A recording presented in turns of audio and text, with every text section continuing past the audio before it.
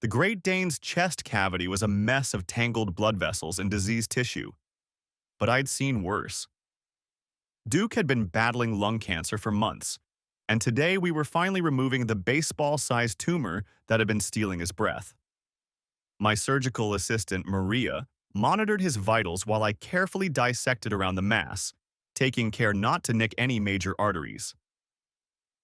BP's stable at 110/70, Maria reported. Heart rate steady. Good. Hand me the micro scissors. My phone buzzed against my hip, but I ignored it. Duke needed my complete attention, and whoever was calling could wait. Surgery was sacred time. No interruptions, no distractions, just precision and focus. 2 hours later, with the tumor successfully removed and Duke breathing easier under anesthesia, I finally checked my messages. The voice was professional, crisp, and completely unexpected. Mr. Sullivan, this is Janet Cooper from Allstate Insurance. I'm processing your wife's claim for the parking lot incident yesterday and need to verify some details with you as the primary policyholder. Could you please call me back at 5550847? We need a copy of the police report and your signature on some documentation to finalize the claim payment. The claim number is AL2847-9903. Thank you. I stood in the recovery room, staring at my phone while Duke breathed steadily on the surgical table. Tanya hadn't mentioned any accident. Our Honda Pilot was parked right outside in the veterinary hospital staff lot, gleaming white under the afternoon sun. I'd driven it to work that morning, same as always. No damage, no dents, no mention of any incident. Dr. Sullivan, Maria was cleaning instruments.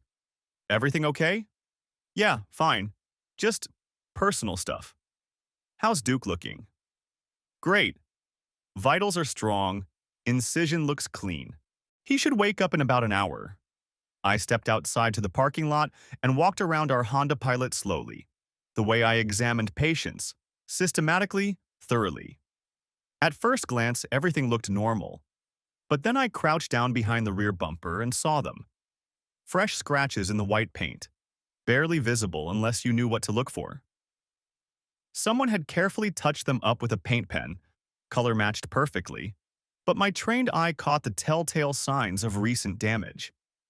The scratches were consistent with a minor impact, nothing structural, nothing that would affect safety or performance, but definitely real damage that had occurred within the last day or two.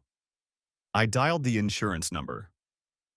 Allstate Claims Department, Janet Cooper speaking. This is Benjamin Sullivan returning your call about my wife's accident claim. Oh, thank you for calling back so promptly, Mr. Sullivan. I just need to confirm a few details about the incident that occurred Tuesday afternoon at approximately 2:30 p.m. Your wife, Tanya, reported a minor fender bender in the parking lot of the Marriott Courtyard Hotel on Riverside Drive. Another vehicle backed into your Honda Pilot, causing damage to the rear bumper. My mouth went dry. Could you repeat that location? The Marriott Courtyard on Riverside Drive, near the intersection with Commerce Street. Do you know the area? Yes, I know it. The hotel was at least 45 minutes from downtown, where Tanya's pharmaceutical sales territory was located. Can you tell me more about the circumstances? According to your wife's statement, she was parked near the hotel's south entrance when another guest backing out of an adjacent space struck your vehicle. The other driver was very apologetic, and they exchanged insurance information immediately. Estimated damage is approximately $800 for bumper repair and paint touch-up. What time did you say this happened? Tuesday afternoon, 2:30 p.m. Your wife called our 24-hour claims line around 7 p.m. that evening to report the incident. Tuesday afternoon. I remembered Tuesday clearly because it had been a busy day at the clinic. 3 surgeries and 2 emergency cases. Tanya had claimed she was in back-to-back client meetings across town, visiting medical offices and trying to connect with difficult doctors. She'd come home around 6:30, complaining about traffic and demanding physicians who kept her running late. Mrs. Cooper, what information do you need from me to process this claim? Well, since you're the primary policyholder and vehicle owner, we need your signature on the claim forms. We also need a copy of the police report for our records. Police report? Yes. Anytime there's an accident involving property damage, even minor incidents, most people file a police report for insurance purposes. Do you have the report number? My stomach dropped. No, I don't have any report number. That's fine. Your wife can provide it. Sometimes people wait a day or two before filing reports, especially for minor incidents.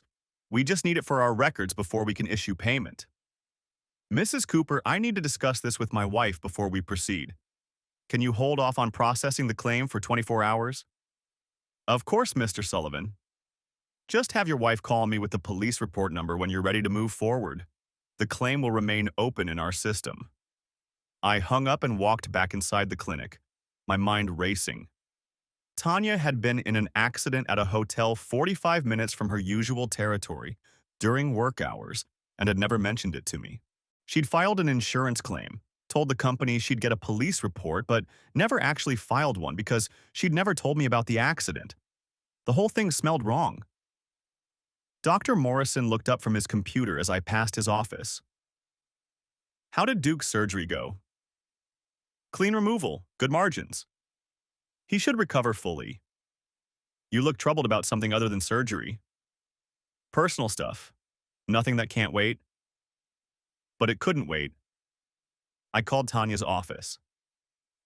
PharmaCorp Sales Division. This is Jennifer. Hi, Jennifer. This is Ben Sullivan, Tanya's husband. Is she available? Oh, hi, Mr. Sullivan. She just stepped out for a late client meeting. Should be back by 5. Can I take a message? No message, thanks. I'll catch her at home. I hung up and called Tanya's cell phone. It went straight to voicemail. Hey, it's me. Call me when you get this. Nothing urgent, just want to chat. The rest of the afternoon dragged by. I completed post-surgical checks on 3 patients, reviewed lab results, updated client files, but my mind kept returning to that insurance call. The Marriott Courtyard on Riverside Drive was nowhere near Tanya's usual client territory. Her accounts were all downtown medical practices, hospitals, and specialty clinics. What would she be doing at a business hotel 45 minutes away? At 6 o'clock, I locked up the clinic and drove home, taking the long route past the Marriott Courtyard. It was a nice place, modern, well-maintained, the kind of hotel business travelers chose for extended stays. The parking lot was busy with people coming and going, rental cars and business sedans. I could see how a minor accident might happen, especially during busy afternoon hours, but it still didn't explain what Tanya was doing there. At home, I found Tanya in the kitchen, sorting through mail and checking messages on her phone. She looked tired but normal, wearing the navy business suit she'd put on that morning. Hey, honey, she called without looking up. How was your day? I heard Duke's surgery went well. Jennifer mentioned Dr. Morrison was bragging about your work. It went fine. Tumor was larger than expected, but we got clean margins. How was your day? She sighed dramatically. Absolutely brutal. Dr. Peterson's entire staff seems designed to waste my time. I waited in their reception area for 2 hours, only to have them reschedule at the last minute. Then I had to rush across town to try to catch Dr. Williams before he left for the day. I watched her face carefully. She seemed genuinely tired, genuinely frustrated with the typical challenges of pharmaceutical sales. Any other problems today? With the car, parking, anything unusual? She glanced up from the mail. Problems? What kind of problems? I don't know. Traffic, difficult parking situations, anything out of the ordinary. Just the usual downtown nightmare. You know how impossible parking is around the medical district. Why do you ask? No particular reason, just making conversation. We made dinner together, grilled salmon and roasted vegetables. Tanya chattered about her day, mentioning specific doctors, specific frustrations, specific office politics at various medical practices. All of it sounded legitimate, detailed, exactly the kind of professional challenges she dealt with regularly. Except the insurance company said she'd been at the Marriott Courtyard on Riverside Drive at 2:30 p.m., not downtown, dealing with difficult doctors. After dinner, while Tanya took a long bath, I went online and researched the Marriott Courtyard. Their website described it as the preferred choice for business travelers and pharmaceutical professionals visiting the greater metro area. Reviews mentioned comfortable rooms, excellent meeting facilities, and popularity with medical sales representatives attending regional conferences. I pulled up Tanya's work calendar on our shared laptop. Tuesday showed client development, Peterson Group, and associated practices with no specific times or locations listed.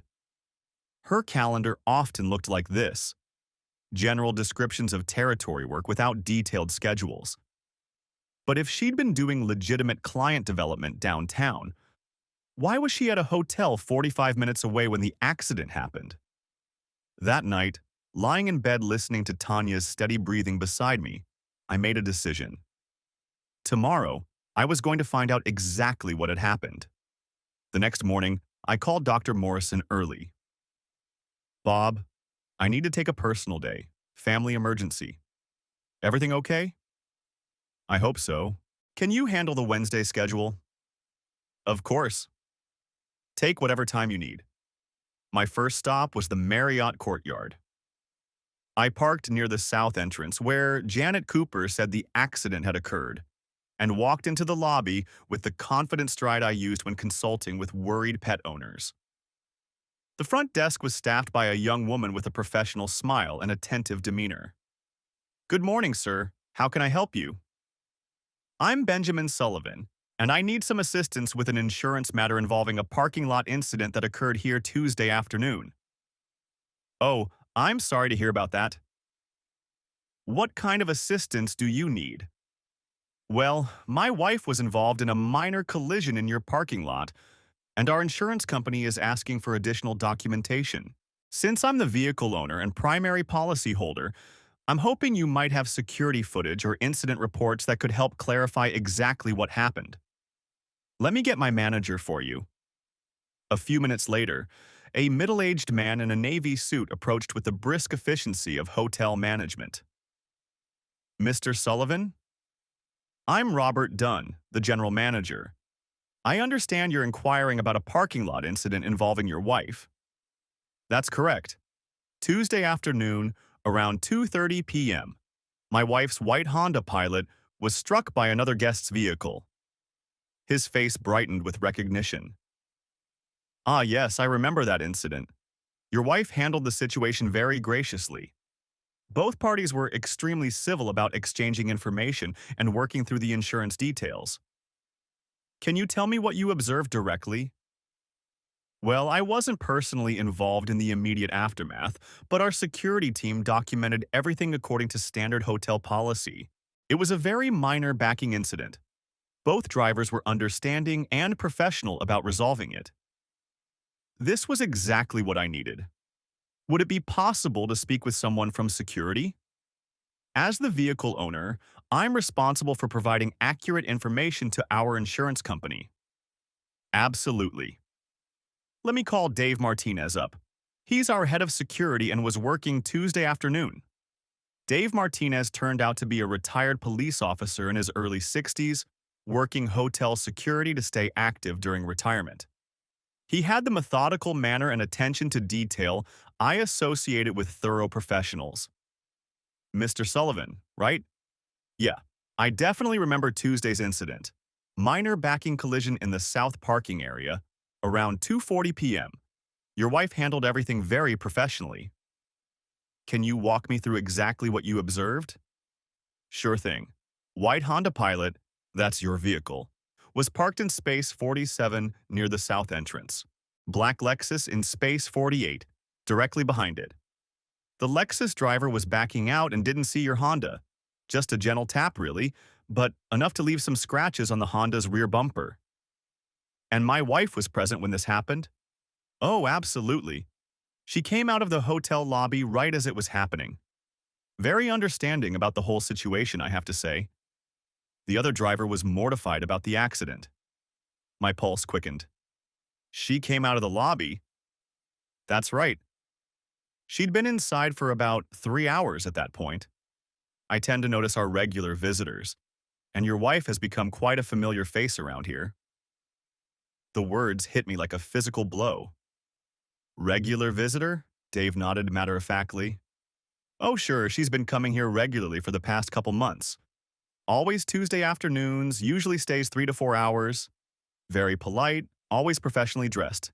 I assumed she was here for business meetings.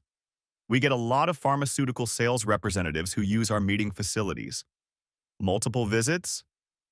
At least 6 or 7 times since early September. Always the same routine. Arrives around 1 p.m., parks in the south lot, heads straight inside. Usually leaves between 4 and 5 p.m. My hands were trembling slightly. Do you happen to know who she meets with? Well, I don't make it my business to monitor guest activities, but the other driver Tuesday, the one with the Lexus, is actually another one of our regulars.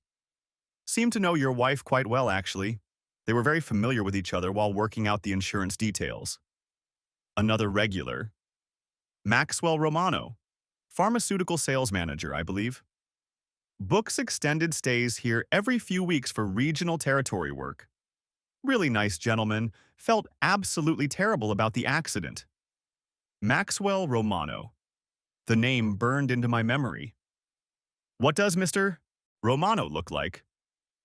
Tall fellow, maybe 6'2", dark hair going gray at the temples, very well dressed, probably mid-40s, drives that black Lexus that caused the accident. And he stays here regularly? Every couple weeks, usually Tuesday through Thursday. Territory coverage, he mentioned once. Covers this whole southeastern region for his company. Dave, has my wife ever met with Mr. Romano before this accident?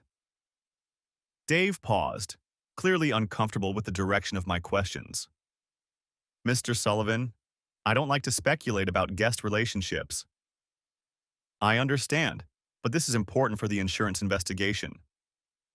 Well, I have noticed they seem to know each other. They're usually here on the same Tuesdays, and I've seen them talking in the lobby on previous occasions. I thanked Dave and walked back to my car on unsteady legs. Tanya had been meeting Maxwell Romano at the Marriott Courtyard every Tuesday afternoon for months, a pharmaceutical sales representative who worked the same regional territory. Back home, I sat at our kitchen table with my laptop and started researching Maxwell Romano. He wasn't hard to find. LinkedIn profile, company websites, professional pharmaceutical industry directories. Senior Regional Account Manager for MedTech Solutions, based in Atlanta, covering the Southeastern Territory, including our metro area. MedTech Solutions was PharmaCorp's biggest competitor in the region. I studied his LinkedIn photo carefully. Handsome in a professional, mature way. Recently updated his status to divorced and open to new opportunities. His professional background was impressive. 15 years in pharmaceutical sales, multiple awards for territory performance, frequent speaker at industry conferences. The kind of man who would have plenty in common with Tanya. I called Tanya's office again, this time with a specific purpose. PharmaCorp Sales, Jennifer speaking.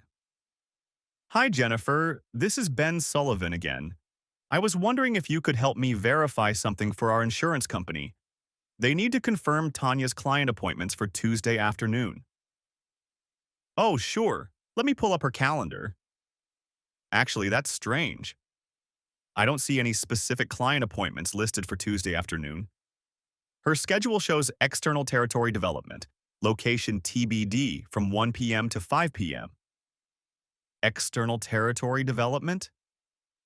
Sometimes our sales reps block time for prospecting new accounts or conducting market research. They don't always specify exact clients or locations in advance, especially when they're exploring new opportunities. I see. Does she do this often? Tuesday afternoons have been blocked for external development for about 2 months now. Very dedicated to expanding her territory, that's why she's one of our top performers. Thank you, Jennifer. So, Tanya had been deliberately blocking Tuesday afternoons for the past 2 months without specifying any clients or locations. Her territory development was actually regular meetings with Maxwell Romano at the Marriott Courtyard. That evening, I observed Tanya more carefully during dinner. She seemed completely normal, discussing her day, asking about mine, planning our weekend activities. If she was having an affair, she was remarkably skilled at compartmentalizing. "How was your day today?" I asked casually. "Frustrating beyond belief. Spent most of the afternoon at Memorial Hospital trying to get 5 minutes with Dr. Rodriguez about our new cardiac medication line. Healthcare administrators make everything so complicated." Memorial Hospital? That's downtown, right? Their new cardiac wing, yes. Huge potential if I can get Dr. Rodriguez to consider our beta blocker protocol for his high-risk patients. Memorial Hospital was downtown, nowhere near the Marriott Courtyard on Riverside Drive. Another carefully constructed lie. Did you finally get that meeting? Eventually, around 3:30. Took some persistence, but he's interested in setting up a clinical trial. Could be huge for my quarterly numbers. At 3:30 on Tuesday, according to hotel security, Tanya had been inside the Marriott Courtyard with Maxwell Romano. "That's great, honey. Sounds like a productive day." Very productive. Sometimes persistence pays off, you know? After dinner, while Tanya was on a conference call with her West Coast team, I accessed our joint credit card account online. There it was, clear as day. Tuesday charges at the Marriott Courtyard Restaurant and Lounge. Not just this Tuesday, but every Tuesday for the past 8 weeks. $47.83 on October 15th. $52.17 on October 22nd. $38.95 on October 29th. $61.44 on November 5th. $48.72 on November 12th. $55.28 on November 19th. $49.81 on November 26th. $53.16 on December 3rd. The pattern was unmistakable. Every Tuesday, lunch for 2 at the hotel restaurant, followed by 3 hours in a hotel room with Maxwell Romano. I printed out the credit card statements and sat staring at them. My wife of 12 years was having an affair with a competitor, using company time to conduct it, lying to my face about it every single night, and now involving me unwillingly in insurance fraud. The next morning, I called Allstate back. Claims Department Janet Cooper. "Mrs. Cooper, this is Benjamin Sullivan. I've discovered some concerning information about my wife's insurance claim, and I need to report potential irregularities." "What kind of irregularities, Mr. Sullivan?" "The accident occurred during a meeting between my wife and the other driver involved in the collision. They know each other professionally, and I believe the circumstances of the accident weren't fully disclosed in the original claim." There was a pause. "Are you saying your wife and the other driver had a pre-existing relationship?" "Yes. They're both pharmaceutical sales representatives who have been meeting regularly at this hotel. The accident happened as they were both leaving after a business meeting." "Mr. Sullivan, was this disclosed in your wife's original claim statement?" "No. She told me she was downtown visiting medical offices when the accident occurred. I only discovered the hotel meeting through my own investigation." "I see. And you said they meet regularly?" "Every Tuesday afternoon for approximately 2 months, according to hotel security." Another pause. "Mr. Sullivan, I need to transfer this claim to our Special Investigations Unit. When parties involved in an accident have undisclosed relationships, it can raise questions about the legitimacy of the claim circumstances." "What does that mean for processing the claim?" "All payments will be suspended pending investigation. If we determine there was misrepresentation of material facts, the claim may be denied entirely. And if there was misrepresentation, filing false or misleading insurance claims is serious, Mr. Sullivan. Depending on the circumstances, it could result in claim denial, policy cancellation, or even criminal fraud charges. I want to cooperate fully with any investigation. I'll have investigator Karen Martinez contact you within 48 hours. Please document any evidence you have regarding these regular meetings and the relationship between your wife and Mr. Romano. I already have extensive documentation. Good. Keep everything organized. This kind of investigation can take several weeks to complete. After hanging up, I realized I was committed to a path that would likely destroy my marriage, but I couldn't stop now. Tanya's deception went too deep, involved too many lies, and had now dragged me into potential insurance fraud. Over the next 2 days, I built a comprehensive case file like I was preparing for a complex surgical procedure.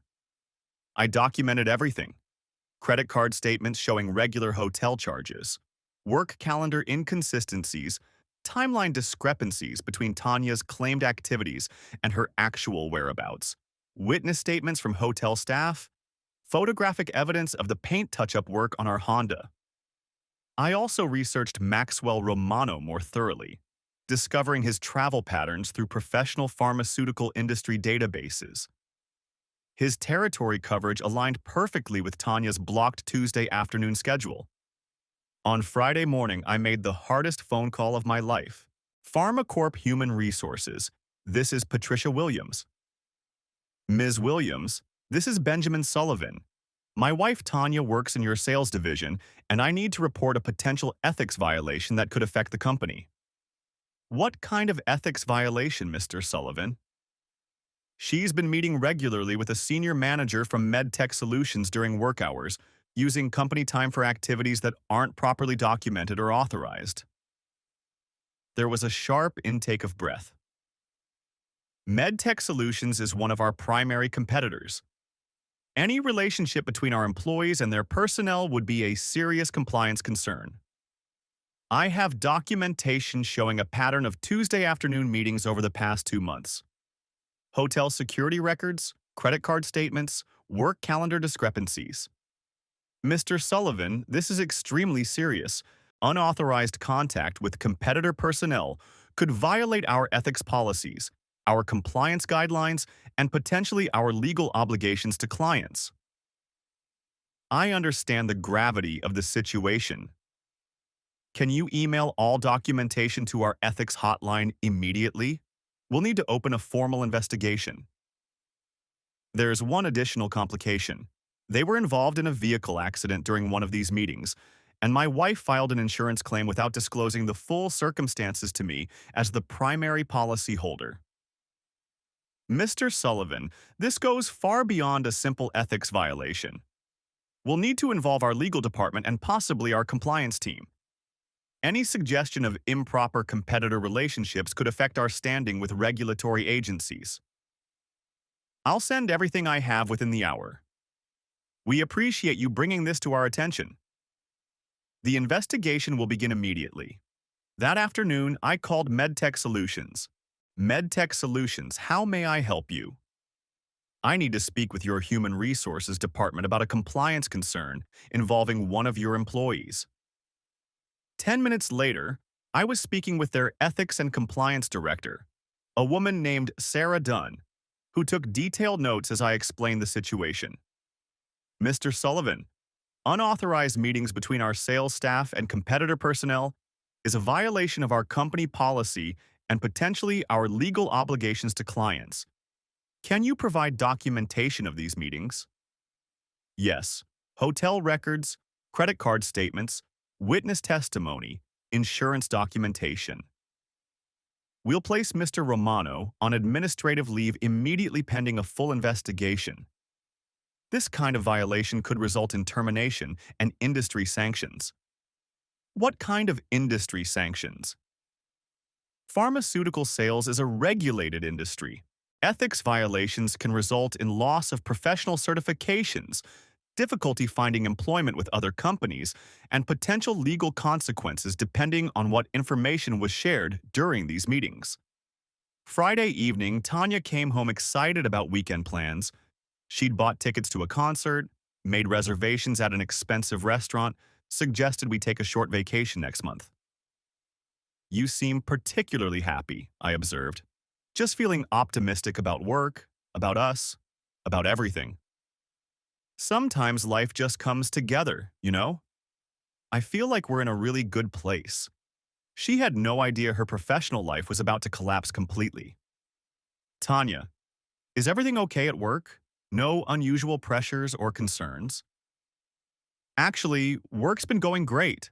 My territory numbers are strong, I've developed some promising new client relationships, and management has been very supportive of my territory expansion efforts. Territory expansion? Those Tuesday afternoon development projects I've been working on, they're starting to pay off with some real opportunities. She was still lying, even as investigations were already underway at both companies. Saturday morning, while Tanya was at her yoga class, I organized all my documentation into a comprehensive evidence file. Insurance records, hotel security reports, credit card statements, work calendar inconsistencies, photographs of the paint touch-up damage, witness statements from hotel staff, Maxwell Romano's travel schedule cross-referenced with Tanya's Tuesday afternoon meetings.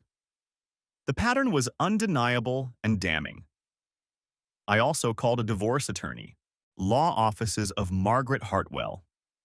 I'd like to schedule a consultation regarding a potential divorce involving adultery and professional misconduct. Are you looking at contested or uncontested proceedings? Definitely contested. There's systematic deception involved, potential professional ethics violations, and financial complications that could affect asset division. How soon can you come in?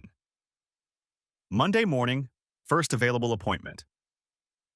We have 9 a.m. available. I'll take it. Monday morning, I sat in Margaret Hartwell's office, a woman in her 50s with sharp eyes and 20 years of experience handling complex divorces. Mr. Sullivan, walk me through the situation from the beginning. I explained everything. The insurance call that started my investigation, the hotel meetings, Maxwell Romano, the systematic deception, the ongoing ethics investigations at both pharmaceutical companies. Margaret took detailed notes, occasionally asking clarifying questions. So your wife has been conducting an affair with a competitor during work hours, lying about her whereabouts, using company time and resources, and now you're both potentially involved in insurance fraud? That's correct. And both companies are conducting ethics investigations? PharmaCorp suspended her pending investigation. MedTech placed Maxwell Romano on administrative leave. The insurance company has opened a special investigations unit review. Margaret leaned back in her chair. Mr. Sullivan, your wife has created what I can only describe as a professional disaster for herself. These kinds of ethics violations in pharmaceutical sales can end careers permanently. What's the likely outcome? Best case scenario for her would be termination without cause and difficulty finding comparable employment. Worst case would be termination for cause, loss of professional certifications, industry blacklisting, and potential legal consequences if proprietary information was shared. And our divorce proceedings? With this level of documented adultery and professional misconduct, we should be able to secure a very favorable settlement. Her earning potential has been severely compromised by her own actions. How long will this take? The corporate investigations typically conclude within 30 to 60 days. Insurance investigations can take longer, especially if they suspect fraud. Once we have those outcomes, we can file for divorce and probably reach a settlement quickly. What should I do in the meantime? Document everything, cooperate with all investigations, and prepare for the probability that your wife will be unemployed and potentially unemployable in her current field. That afternoon, insurance investigator Karen Martinez called. Mr. Sullivan, I've reviewed your initial report and the documentation you provided. I need to schedule a formal interview to get your complete statement. When would be convenient? Tomorrow morning, 10 a.m., at our field office. Bring all original documents, credit card statements, photographs, hotel correspondence, anything that supports your allegations. Will this interview be recorded?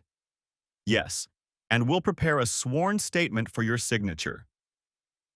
This is a formal insurance fraud investigation now. What happens next?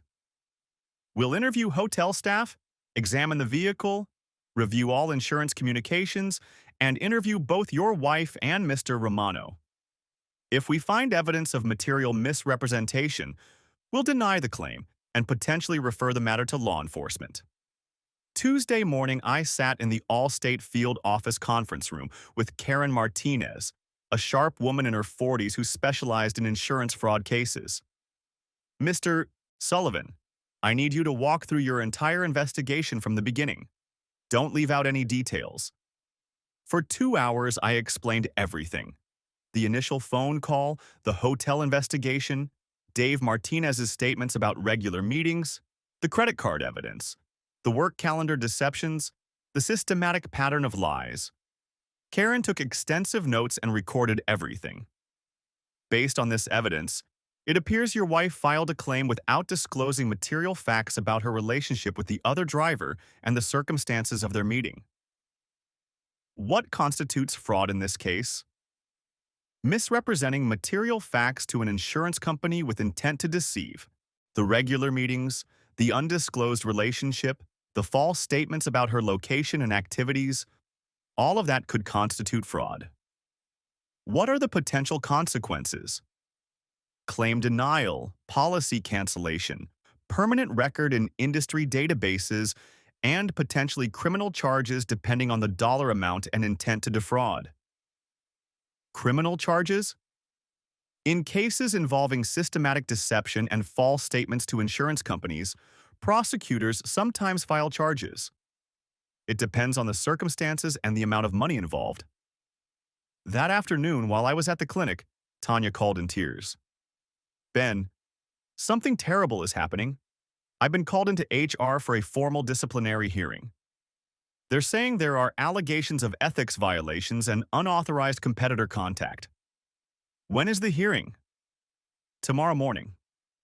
They won't tell me specific details, but they mentioned undisclosed meetings and potential policy violations. Ben, I'm scared. I think someone has made false accusations against me. Come home. We need to talk. An hour later, Tanya sat at our kitchen table, visibly shaking. I don't understand what's happening. Someone has reported me to HR for supposedly meeting with competitors, but I've never had any inappropriate professional relationships. I walked to my office and returned with the complete evidence file I'd compiled. Tanya, we need to have an honest conversation. I set the file folder on the table in front of her. Last week, Allstate called me about your insurance claim. Her face went pale. What insurance claim? The accident you had in the Marriott Courtyard parking lot Tuesday afternoon. The one you never mentioned to me. Ben, The accident where Maxwell Romano from MedTech Solutions backed into our car while you were both leaving the hotel after a 3-hour meeting. She stared at the file folder like it might explode. I have credit card statements showing lunch charges at the Marriott every Tuesday for 2 months. I have witness statements from hotel security confirming your regular meetings with Maxwell Romano. I have documentation proving you lied about your whereabouts every Tuesday afternoon for 8 weeks. Tanya's hands were shaking. Ben, please, let me explain. I'm listening. It started as legitimate business. Maxwell and I cover some overlapping territories, and we began meeting to discuss account coordination, avoid client conflicts, share market intelligence. At a hotel. Neutral territory. Our companies have strict policies against competitor meetings on company property. For 3 hours every week. The conversations were extensive. We had a lot of professional ground to cover. And the personal relationship? She looked down at the table. That developed over time. We discovered we had a lot in common beyond just business. How much in common? Ben, I never intended for it to become personal. It just evolved naturally. I opened the file folder and spread out the documentation. Credit card statements, hotel security reports, photographs of the paint touch-up work, timeline analyses showing her fabricated client appointments. This is what evolved naturally, Tanya. Systematic deception, professional ethics violations, and now insurance fraud. Insurance fraud? Filing a claim without disclosing material facts to the primary policyholder, especially when those facts involve an ongoing affair with the other driver. She stared at the evidence scattered across our kitchen table. Ben, what have I done? You've destroyed your career and our marriage. Maybe the career situation is fixable. If I cooperate with the investigation, explain the business context. Both companies have opened ethics investigations. PharmaCorp, MedTech Solutions, and Allstate are all conducting formal reviews. Maxwell Romano has been placed on administrative leave. You're facing disciplinary action, and I've filed for divorce. Divorce?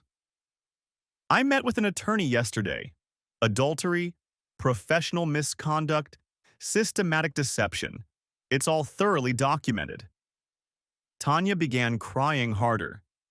Ben, please. This was a mistake, a terrible mistake. But it doesn't have to destroy everything. I love you. I want to save our marriage. You love me? You've been lying to my face every single night for 2 months, creating elaborate stories about client meetings while you were in hotel rooms with Maxwell Romano. The affair was wrong, I know that. But my feelings for you haven't changed. My feelings for you have changed completely. She reached across the table toward me. Ben, please. Give me a chance to make this right. I'll end things with Maxwell. Cooperate fully with the investigations. Do whatever it takes to rebuild your trust. I stood up from the table. It's too late for that, Tanya. Start packing a bag. You're staying at your sister's house while the investigations proceed. You're kicking me out? I'm separating our households while legal proceedings move forward. The divorce attorney recommended it, and frankly, I can't stand being in the same room with you right now. How long? Until the investigations conclude and we finalize divorce proceedings. And how long will that take? Several months, probably. She stared at the evidence spread across our table. Ben, I know you hate me right now, but please understand that I never meant to hurt you this badly. I don't hate you, Tanya. But I can't trust you, and I can't be married to someone I can't trust. That evening, I helped Tanya carry 2 suitcases to her car. She looked completely defeated, like someone who'd walked confidently into a room, only to discover the floor was missing. How will I know what's happening with the investigations? Your attorney will keep you informed about the corporate proceedings. The insurance investigation will contact you directly. And the divorce? Margaret Hartwell will coordinate with your attorney once you hire one. She got into her car, then rolled down the window. Ben, I realize I have no right to ask this, but I hope someday you'll be able to forgive me. Maybe someday, but not today. She drove away, and I went back inside to a house that felt both empty and peaceful for the first time in months. The next morning, I called PharmaCorp to check on the status of their investigation. Mr. Sullivan, this is Patricia Williams from HR. Thank you for your comprehensive documentation. Our investigation is proceeding rapidly. What have you discovered? Your wife's meetings with Mr. Romano constitute clear violations of our competitor contact policy. Using company time for unauthorized activities violates our employment terms. The potential sharing of client information raises compliance concerns. What's the likely outcome? Termination for cause, forfeiture of pending commissions, and possible legal action if we determine that proprietary information was compromised. When will you reach a decision? By the end of this week, we're coordinating with MedTech Solutions to understand the full scope of their relationship. That afternoon, MedTech's ethics director called me directly. Mr. Sullivan, this is Sarah Dunn. Our investigation has uncovered serious policy violations by Mr. Romano. What kind of violations? Unauthorized competitor contact, misuse of company travel funds, potential sharing of proprietary client information, and filing false expense reports to cover these meetings. False expense reports? He claimed Tuesday travel expenses for legitimate client meetings, but was actually meeting with your wife. That's fraud against our company. What will happen to him? Immediate termination, forfeiture of all pending commissions, potential legal action to recover fraudulent expenses, and we're considering referring the matter to industry regulatory agencies. 2 weeks later, Allstate completed their investigation. Karen Martinez called with their findings. Mr. Sullivan, we're denying the claim in its entirety based on material misrepresentation of facts by the policyholder. What were the specific misrepresentations? Your wife failed to disclose her relationship with the other driver, misrepresented her location and activities at the time of the accident, and provided false information about the circumstances of the incident. Will there be other consequences? We're canceling her coverage, flagging her in industry databases for insurance fraud, and referring the matter to the State Insurance Commission for potential regulatory action. Criminal charges. The prosecutor declined to pursue criminal fraud charges given the relatively small dollar amount, but the civil consequences are significant. She'll have difficulty obtaining insurance coverage in the future. 3 weeks after the initial insurance call, both corporate investigations concluded simultaneously. Tanya was terminated by PharmaCorp for cause, forfeiting her severance package, pending commissions, and stock options. The company also filed a civil lawsuit seeking to recover salary and benefits paid during the period of her ethics violations.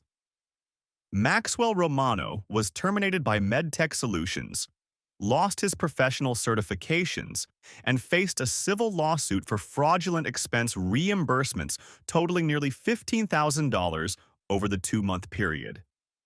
Both were blacklisted from pharmaceutical sales positions throughout the industry. Margaret Hartwell called with an update on our divorce proceedings. Ben, Tanya's attorney contacted me about settlement negotiations. Her employment termination has significantly weakened her negotiating position. What are they proposing? Essentially everything you requested. She keeps her personal vehicle and belongings, you retain the house, all retirement accounts, investment portfolios, and the veterinary practice assets. No alimony, expedited divorce proceedings. Her financial situation? Desperate. She's working temporary administrative positions making about 30% of her previous pharmaceutical sales salary. With her industry reputation destroyed, she's unlikely to find comparable employment. And Maxwell Romano? Similar situation. Both their careers in pharmaceutical sales are essentially over. A month later, I received a call from Dr. Morrison at the clinic. Ben, I've been thinking about our partnership expansion plans. Are you still interested in opening a second location? Absolutely. Why? Memorial Hospital's chief veterinarian called. They want to discuss contracting our surgical services for their more complex procedures. Could be a significant growth opportunity. That sounds promising. Also, the State Veterinary Association wants you to consider joining their ethics committee. Your reputation for thoroughness and integrity has gotten their attention. That afternoon, I was reviewing surgical schedules when my phone buzzed with a text from an unknown number. Ben, this is Tanya. I know we're not supposed to have contact during proceedings, but I wanted you to know I understand why you did what you did. I'm sorry for everything I put you through. I stared at the message for a long moment, then deleted it without responding. That evening, I drove home to my quiet house, made dinner for one, and reviewed partnership contracts for the clinic expansion. The house felt peaceful in a way it hadn't for months. No undercurrent of deception, no carefully constructed lies, no wondering what was really happening when Tanya claimed to be working late. My phone rang, interrupting my contract review. The caller ID showed Riverside Emergency Veterinary Hospital. Dr. Sullivan, this is Dr. Kim at Riverside Emergency. We have a complex abdominal obstruction surgery coming in, and the owner specifically requested you. Are you available tonight? I looked around my quiet house, at the partnership agreements spread across my kitchen table, at the life I was rebuilding with methodical precision. I'll be right there. I gathered my surgical kit and headed back to work, where problems could be diagnosed accurately, treated effectively, and resolved completely. Where deception had no place in the operating room, and where integrity was the foundation of everything we did. 6 months after that first insurance call, I was sitting in the expanded veterinary clinic reviewing quarterly reports with Dr. Morrison. Our surgical services had tripled. We'd hired 2 additional veterinarians, and our reputation for thorough, honest care had made us the preferred choice for complex cases throughout the region. Ben, I have to ask, do you ever regret how everything went down with Tanya? I looked up from the financial reports. Do you mean, do I regret discovering the truth? Or do I regret the consequences of her choices? I guess both. I don't regret discovering the truth. That insurance call probably saved me from years of systematic deception. As for the consequences, those were the result of her choices, not mine. And how are you doing personally? Better than I expected. Turns out there's something to be said for living with complete honesty. That afternoon, Margaret Hartwell called with final news about the divorce. It's official, Ben. The decree was signed this morning. You're a free man. Any last-minute complications? None. Tanya signed everything without contest. I think she realized fighting would only make things worse. What's her situation now? She's working part-time administrative jobs, living with her sister, trying to rebuild some kind of career outside pharmaceutical sales. Maxwell Romano moved back to Atlanta and is working in retail management. Both their pharmaceutical careers are finished? Completely. Industry blacklisting is very effective in specialized fields like pharmaceutical sales. That evening, I celebrated quietly with a good bottle of wine and a sense of closure I'd been building toward for months. The house was officially mine. The practice was thriving, and I'd learned something important about the value of systematic truth-telling. A year later, I was featured in Veterinary Practice Today magazine for developing innovative surgical techniques and for serving on the State Ethics Committee. The article mentioned my methodical approach to complex problems and my unwavering commitment to professional integrity. The reporter asked about my personal philosophy regarding ethics and professional conduct. In veterinary medicine, we succeed through accurate diagnosis and honest treatment, I told her. The same principles apply to every aspect of life. When you encounter systematic deception, you investigate thoroughly, document everything, and take appropriate action based on the evidence. Any advice for professionals dealing with ethical dilemmas?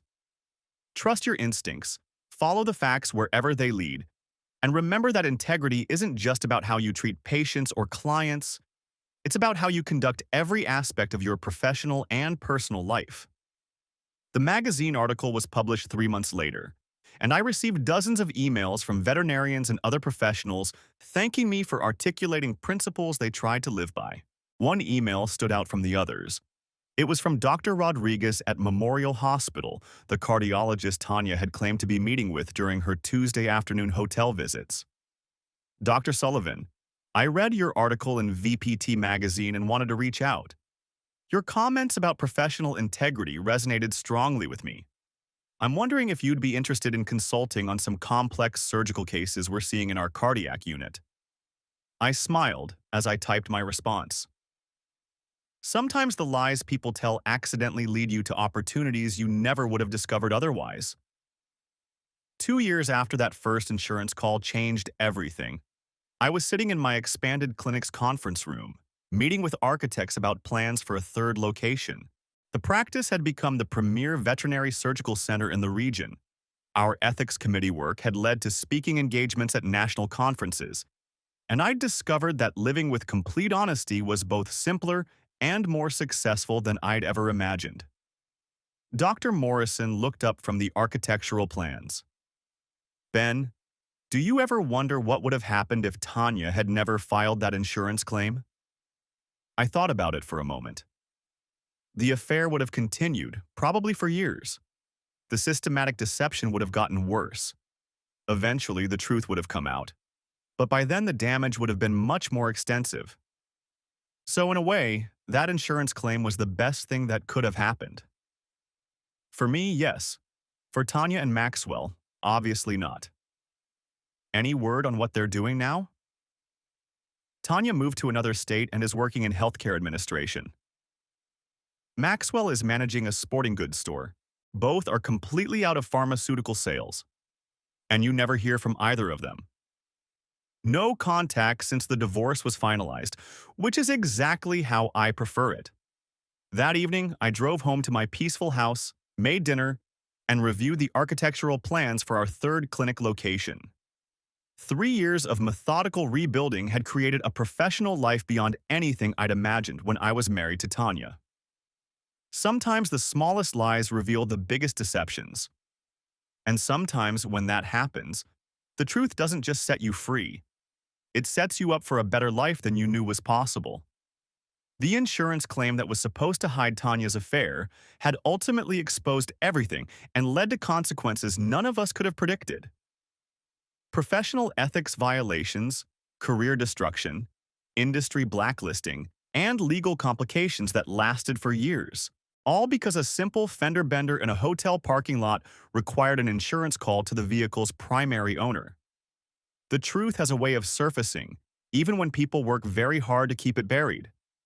And when it does surface, the consequences are usually more severe than if the truth had been told from the beginning. In my veterinary practice, we have a saying: accurate diagnosis leads to effective treatment. The same principle applies to marriage, professional relationships, and every other aspect of life where honesty matters more than temporary convenience.